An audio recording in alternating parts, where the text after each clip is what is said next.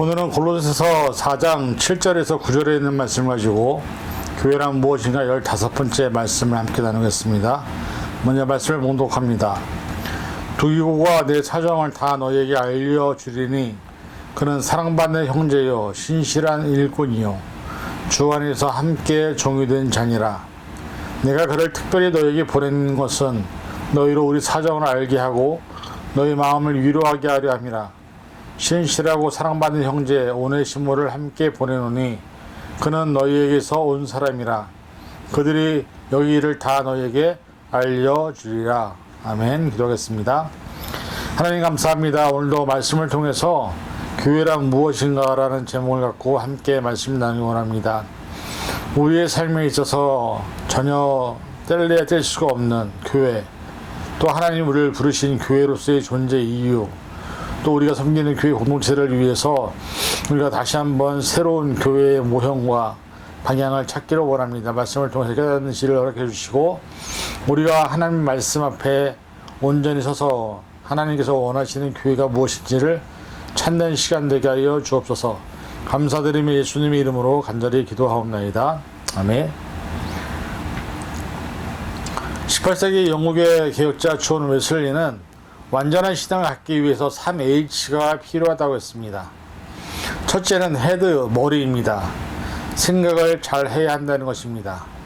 어떤 생각을 하냐는 어떤 인생을 샀냐의 결과를 만들게 되기 때문입니다. 생각은 마치 우리 인생의 핸들과 같기 때문에 그 생각에 따라 우리의 방향이 결정이 됩니다.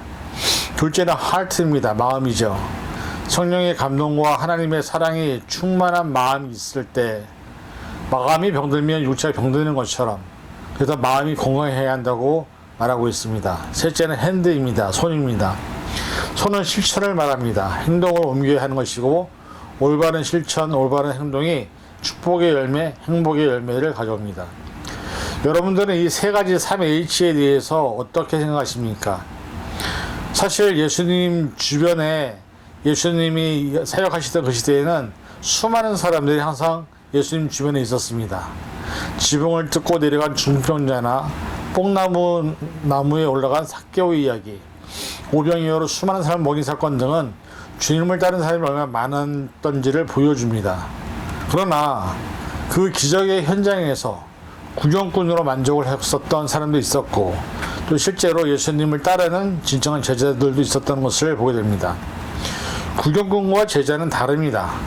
100권의 신앙서적보다 단 한 번의 체험이 신앙의 믿음을 더 강하게 하는 것처럼 하나님을 의지하는 신앙은 연륜이나 시간이나 어떤 그런 오랫동안 신앙생활 했던 것과 관계가 없습니다. 그런 사람들은 역경이 오면 쉽게 무너지기도 하기 때문이죠. 그러나 하나님을 온전히 경험한 사람들, 인격적으로 하나님을 만난 사람들, 생활 속에서 하나님의 은혜를 체험한 사람들은 어떤 상황과 환경에서도 사실 흔들리지 않는 믿음을 보여주게 됩니다. 그래서 기독교 신앙을 우리가 체험 신앙이라고 얘기하는 것입니다. 다윗이 골리앗을 상대로 이렇게 담대히 싸울 수 있었던 건 역시 목자로서 양을 칠 때에 체험한 하나님의 도우심이 있었기 때문입니다. 중요한 것은 저와 여러분의 삶 속에서 하나님의 도우심이 경험하고 있는지, 그 다음에 정말 우리가 하나님이 살아계심을 경험하고 있는지를 돌아보아야 하는 것입니다. 그래서 오늘은 그런 차원에서 본문에 있는 말씀을 갖고 내가 정말 하나님의 능력을 체험하는 사람인지 아니면 구경꾼으로서 존재하고 있는지를 스스로 돌아보는 시간을 갖기를 원합니다. 4장 실제로 보니까 두기고가 내 사정을 다 너에게 알려주리니 그는 사랑을 받는 형제요 신실한 일꾼이요 주 안에서 함께 종이 된 자니라 말합니다. 여기서 신실한 일꾼이요 주 안에서 함께 된 종이라는 이 말에서 두기고는 일꾼의 자격으로 신실하고 주 안에서 함께 된 자격을 의미하고 있습니다. 사실 우리가 이런 칭찬을 받을 수 있는지 의문을 가져야 합니다. 예수님을 만났을 때, 하나님을 만났을 때 우리가 하나님 앞에 사랑을 받은 사람인지, 우리가 하나님 앞에 인정받은 신실한 일꾼인지, 그리고 주 안에서 함께 종된 자로 서 있는 사람인지를 판단받을 수 있을 때 우리의 신앙이, 우리의 믿음이 하나님께 인정을 받게 된다는 것이죠. 여기서 말하는 이 신실이라는 이 단어는 사실은 하나님의 속성을 얘기합니다. 하나님은 신실하신 하나님이십니다. 변함이 없으신 하나님이시죠. 그래서 정말로 하나님이 그 신실하심의 인격과 성품을 물려받았다고 한다면 우리도 변화가 없어야 되는데, 우리는 바람에 흔들리는 나뭇가지와 같이 수시로 변하는 우리의 모습들을 보게 됩니다. 믿음이 있다고 했는데 믿음이 없는 것처럼 행동할 때도 있고요. 믿음이 있다고 하고 믿었는데 정말 믿음이 요구되어지는 그 상황 속에서 믿음이 없어서 무너지는 수많은 모습들을 우리 스스로가 보고 있습니다. 그래서 이 4장 7절에서 가장 중요한 단어를 하나를 꼽으라고 한다면 신실일 것입니다. 즉 복음을 맡은 자, 하나님의 비밀을 맡은 자들에게 가장 중요한 요청되는 자격 요건은 신실함이라는 것이죠. 내가 역경을 당하든 고난을 당하든 심지어는 순교를 당할지라도 그 앞에서 내가 변하지 않고 하나님을 의지하고 믿고 나갈 수 있는 믿음을 갖고 있는 사람들, 그 사람들이 진정한 교회의 일꾼이자 교회를 세우는 사람들이라고 얘기하고 있습니다. 사실 우리가 그리스도인의 신실한 일꾼이냐 아니냐를 어디서 볼 수 있느냐, 우리가 그것을 보면 이 볼링 경기를 보면 볼 수 있습니다. 볼링 경기에 10개의 핀이 쓰러지는 것을 우리가 스트라이커라고 하는데, 사실은 스트라이크를 치기 위해서 제일 먼저 해야 될 게 뭔지 아십니까?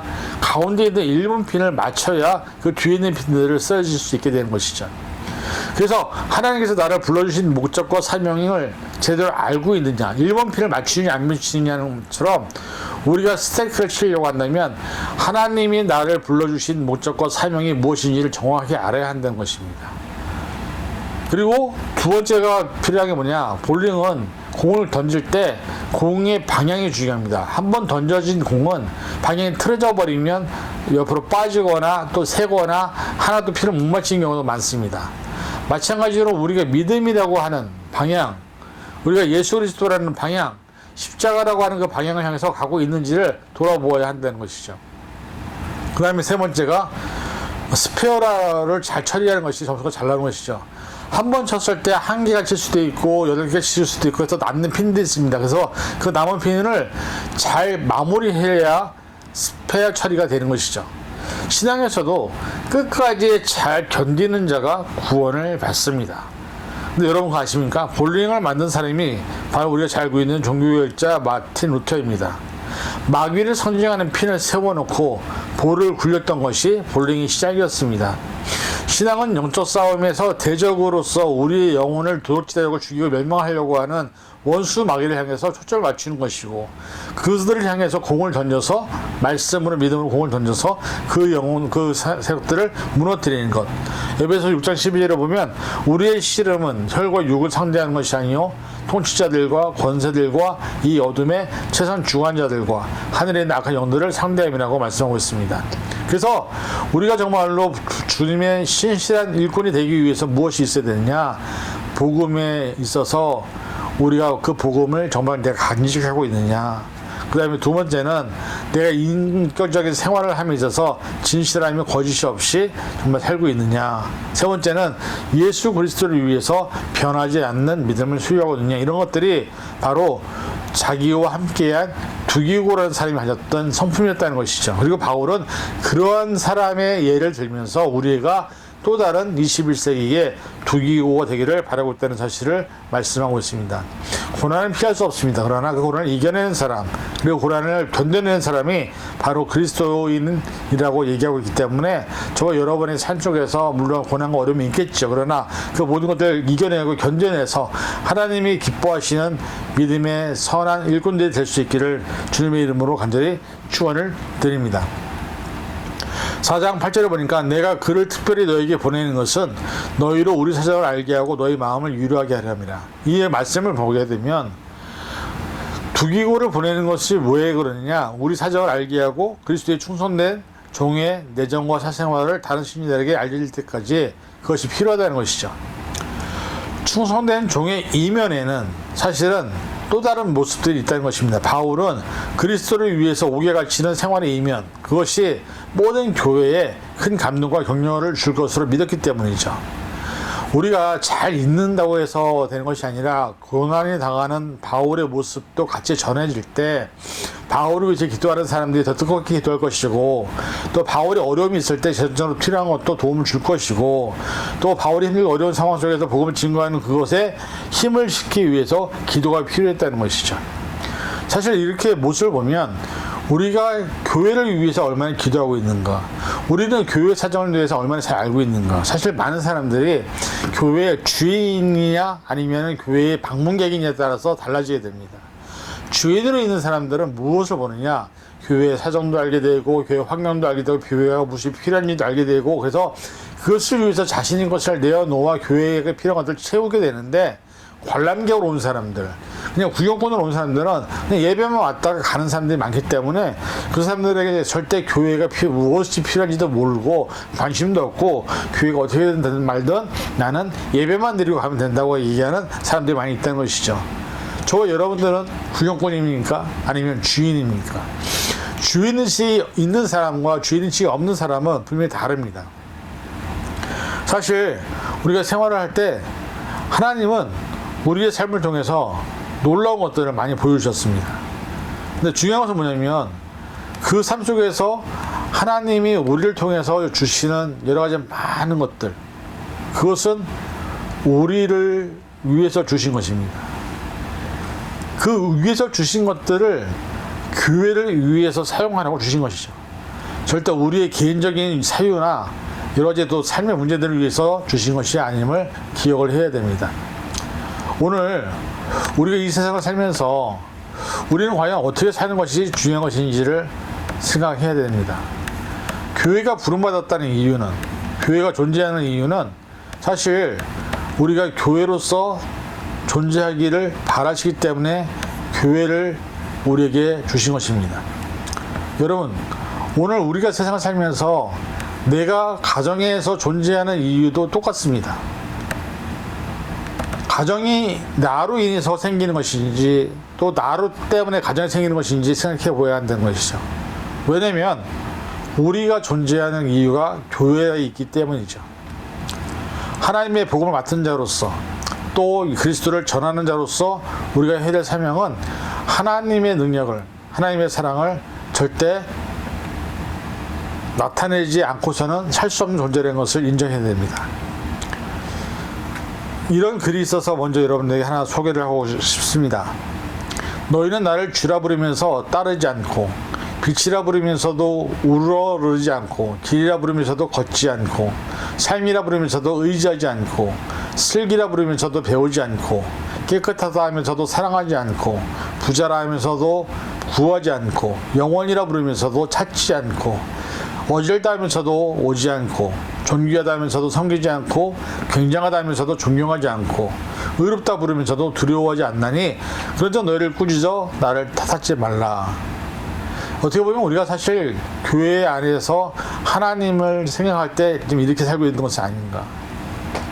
중요한 것은 뭐냐면 우리로 하여금 위로를 얻게 하기 위해서 하나님은 우리를 불러냈다는 것이죠. 그 위로가 나와 함께 있는 가족이 될 수도 있고 우리 교회 공동체 구성원이 될 수도 있고, 그래서 저와 여러분들이 그런 어떤 여러 가지 상황과 환경 속에서 우리 사정을 알게 하고 우리를 부르신 이유를 잘 안다면 우리는 그것을 위해서 기도해야 될 것입니다. 그것이 저와 여러분을 부르신 이유라는 것이죠. 자신의 삶을 태우려는 의지와 결단이 있을 때 촛불이 심지에 불을 붙이지 않고서는 빛을 발할 수 없는 것처럼 우리의 마음속에 예수 그리스도의 불을 붙이지 않고서는 예수 그리스도의 복음이 증언될 수 없다는 사실을 기억하시고, 저와 여러분들이 이제는 내 삶을 태워서 하나님의 빛을, 하나님의 능력을 나타내는 삶이 될 때에 바로 우리를 통해서 하나님은 일하실 줄 믿습니다. 그리고 4장 9절에 보면 마지막 말씀이 이런 말씀이 있습니다. 신실하고 사랑을 받는 형제 오네시모를 함께 보내노니 그는 너에게 온 사람이라 그들이 여기 일을 다 너에게 알려주리라. 여기에 보면 이 오네시모라는 사람에 대한 성품도 무엇이 나왔냐면 신실하고 사랑을 받는 형제. 어떻게 보면 이런 칭찬을 우리가 받을 수 있다고 한다면 얼마나 좋겠습니까? 많은 사람들이 우리가 존경받기를 좋아합니다. 그런데 존경을 받는다는 것은 누구에게나 받는 것이 아니라 존경을 받을 수 있는 자격을 갖춘 사람들이 받는 것이죠. 그래서 사실 우리가 신앙생활을 할 때 내가 존경을 받느냐 못 받지 못하느냐는 내가 어떤 삶을 살았느냐에 따라서 사람들에게 존경을 받기도 하고 못 받기도 한다는 것이죠. 근데 가장 중요한 것은 뭐냐면 우리가 하나님 앞에 인정을 받는 것이 더 중요하다는 것이죠. 미국의 기독 실업인으로서 유명한 아더 미다스 장로님이 있습니다. 이분은 5가지 인생 철학이 있었다고 얘기합니다. 첫째는 주일성수, 둘째는 온전한 11조, 셋째는 하루의 첫 시간을 기도로 시작하는 것, 넷째는 내 가정의 주인을 예수님으로 모셔드리는 것, 다섯째는 시간과 돈을 선한 사업에 사용하려고 노력하는 것. 어떻게 보면 이런 모습이 존경받는 사람의 모습이 아닌가요? 어떻게 보면 우리 삶 속에서 하나님을 통해서 일하시는 사람들은 하나님을 드러내는 사람들입니다.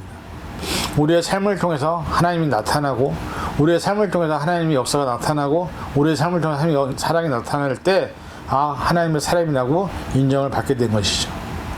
그래서 우리가 정말 이 말씀드려 보면 에베소 5장 19절에 뭐라고 되어 있냐면 서로 위해서 기도하라고 되어 있고요. 또 히브리서 10장 24절에 서로를 격려하라고 되어 있고, 에베소 5장 19절에 서로 대화하라고 되어 있고, 또 갈라디아서 5장 13절에 서로 봉사하라고 되어 있고, 또 로마서 12장 13절에 서로 친절을 베풀라고 되어 있고, 요한일서 3장 11절에는 서로 사랑하라고 되어 있습니다. 여기에 보면 공통적으로 들어가는 단어가 서로죠. 교회와 교인 간에, 가족과 가족 간에, 나와 타인 간에 서로 기도하고 격려하고 대화하고 봉사하고 친절을 베풀고 사랑하는 것, 이런 것들이 이루어질 때 교회는 하나님의 교회로서의 사명을 감당하게 될 줄로 믿습니다. 교회는 모든 그리스도인들의 신앙 공동체입니다. 그래서 우리가 혼자서는 교회를 세울 수 없습니다.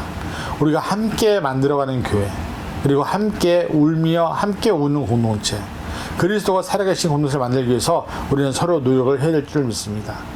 오늘 이 시간에 우리와 이 세상을 살면서 사회에서도 우리는 함께 어울려가는, 살아가는 사람들입니다.